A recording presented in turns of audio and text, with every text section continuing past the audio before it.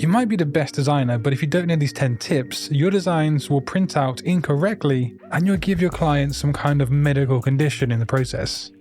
The first tip is something many designers don't even consider or know, and actually it can lead to a whole lot of problems in the printing process. Sometimes your typography might print out fuzzy or blurry for some kind of unknown reason, especially on smaller size text.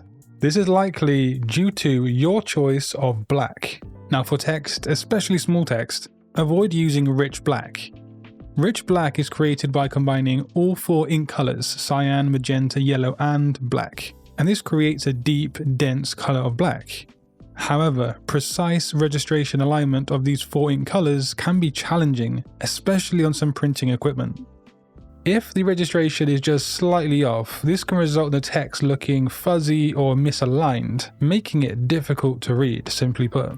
It can also cause letters to blend together, especially if the ink spreads slightly on the paper, making it harder for readers to distinguish individual characters, and that's not good. Lastly, using rich black for text can lead to excessive ink saturation in small areas, potentially causing ink bleeds or smudging. Now, to ensure that text remains clear, sharp, and legible in print, it's advisable to use standard black, which is 100% K, for small text size. Now sometimes designers do focus on their designs in terms of the digital realm, and they forget the end result. The choice of weight and finish can actually vastly change the final outcome on how it looks, the quality, and how it feels. Different weights and finishes can convey different levels of professionalism, texture, and aesthetics. Glossy finishes provide a smooth, shiny surface, while matte finishes offer a more subdued, tactile feel. The final choice can influence how users perceive and engage with the design that you make. Importantly, paper weight determines the longevity and the durability of the finished design. Heavier paper is more robust and less prone to damage. This makes it suitable for items that need to withstand wear and tear, such as business cards or package design. But yeah, you should consider the print quality on the paper that you choose. The weight and finish of the paper can influence the print quality. Heavier, smoother paper often yields sharper images and vibrant colors, enhancing the overall visual impact of the design. Now, here's a tip that I'm sure some of you at least know about, but many designers get it wrong and it actually causes so many problems down the road in the printing process. Embedding fonts or converting text to outlines in print projects is a common practice in the graphic design world for several different important reasons. When you create a design using specific fonts, it's essential to ensure that those fonts are available and will actually be displayed correctly on the final printed design. Embedding fonts or converting text to outlines eliminates the need for the printer or the recipient to have the exact fonts installed on their system. Also, when you outline the text, it preserves the exact appearance of the text at the time of the conversion. This is crucial when you want to maintain the integrity of a custom or non-standard typeface that might not be readily available to other people. There are many more reasons, but just ensure that you outline the text or embed the fonts. I recently set my logo guide for printing and it turned out really well actually.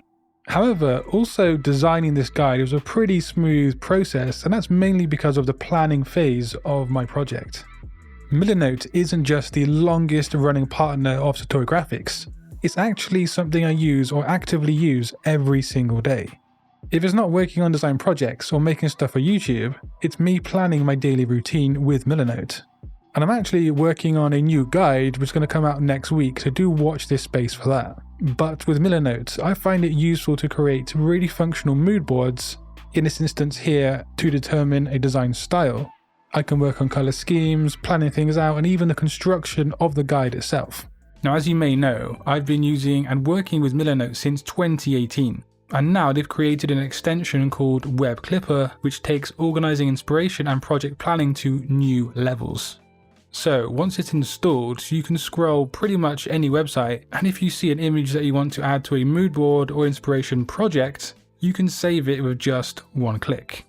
But importantly, you can choose which of your Millernote project boards you want to save it to. I was recently using it when working on my ChatGPT prompt PDF download, and it saved me a bunch of time.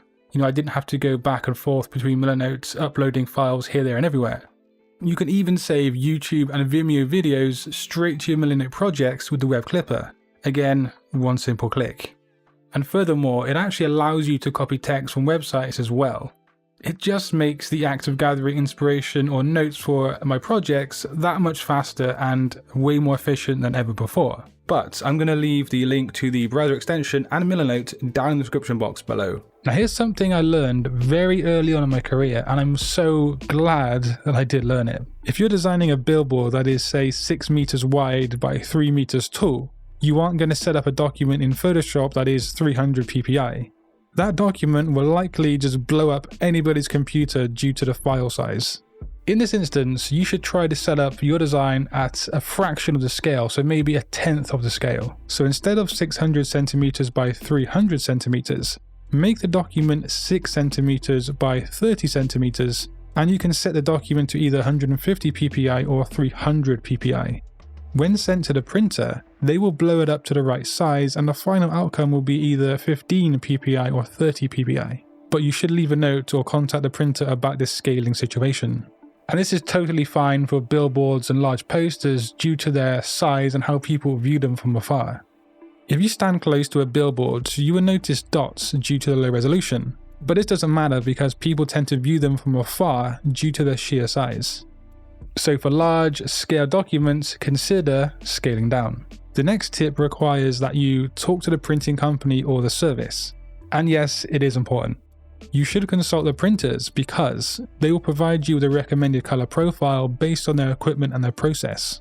If you have the wrong color profile for their setup, problems can occur such as colors not being precise or consistent, unpredictable printing results, and issues with the color gamut. So don't be shy and just reach out to your printer in terms of the color profile. So get your notepad or your digital checklist ready because here are a few quick tips that are often common but easily forgettable, and you don't want to forget them. Always use high quality, high resolution images for best printing results. Maintain a consistent color scheme for a professional and higher tier look on your designs. Wherever possible, use vector graphics because these tend to print out a lot crisper. Keep a checklist of everything mentioned in today's video. And test print before you order, say, 5,000 copies of a printed item with mistakes and errors. That's going to hurt. All of these tips will help you on any print project, but they don't actually allude to the design process. If you want to see a video about the design process, just click the video on screen. And until next time guys, design your future today. Peace.